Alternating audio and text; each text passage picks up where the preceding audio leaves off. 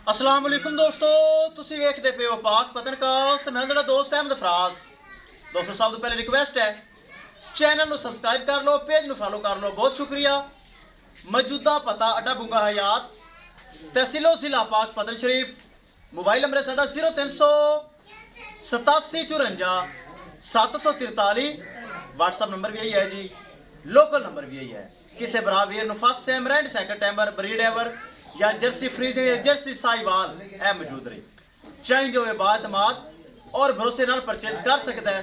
माशाल्लाह साहिवाल और Jersey cross, मैं नहीं कहता प्योर जर्सी क्रॉस है ए। माशाल्लाह साਡਾ पक्का सब्सक्राइबर बहुत अच्छा भाई मोहम्मद इमरान बरकी हडियाला लाहौर, और माशाल्लाह साਡਾ कॉन्टैक्ट जो है और उन्हें माशाल्लाह परचेज कर ली। 3,60,000 रुपए डिमांड सी, जो कि थोड़ी बहुत ही प्यार मोहब्बत हुई। देखो जी ज्यादा मंगदा नहीं और ज्यादा में छड़दा नहीं, थोड़ा बहुत प्यार मोहब्बत करके 360 विचों भाई मोहम्मद इमरान बरकी हडियाला लाहौर उन्हें परचेज कर ले। अल्लाह ताला भाई मोहम्मद इमरान दे नसीब करे। कैमरामैन साहब गड्डी नंबर एक एक चीज करो क्लियर, अल्लाह का नाम लैके करो लो ले चलो जी। अल्लाह ताला भाई मोहम्मद इमरान उन्हें नसीब करे चेक करना जर्सी और साहिवाल ले चल। चंगा मौसम ठंडा है, फिट जाएगी, गर्मी है नहीं। माशाल्लाह दोस्तों वीडियो पसंद आए लाइक शेयर माशाल्लाह कमेंट लाजमी करना है। अगर किसी भरा ने चैनल को सब्सक्राइब नहीं किया लाजमी कर लो, ताकि साड़ी हर लेटेस्ट आने वाली वीडियो मेरे सब्सक्राइबर देख सकें।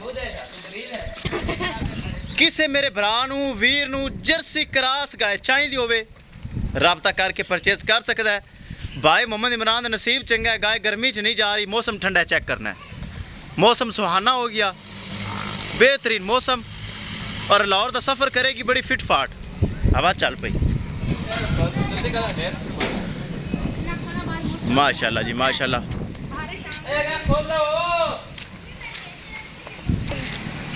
वाह जी वाह, मौसम सुहाना हो गया हाफिज मिनट दे विच मौसम खराब हो गया। लो दोस्तों चेक कर लेना पाक पतन शरीफ दा वेदर, मौसम सुहाना। भाई मोहम्मद इमरान की गां ठंडे मौसम में जाएगी, डाला लग चुका है, आंधी तूफान शुरू। हाफिज जी कर दो लोड।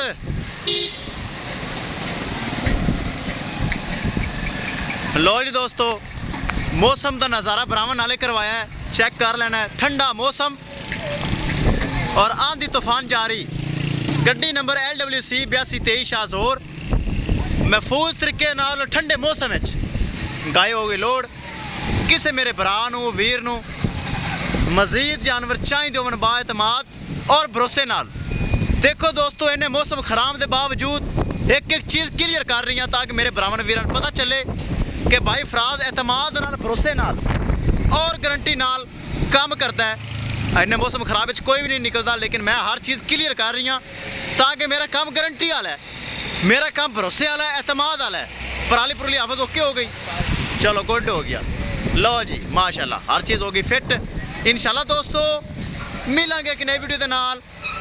अपने फराज दोस्त को दे इजाज़त, अल्लाह ने के बाद।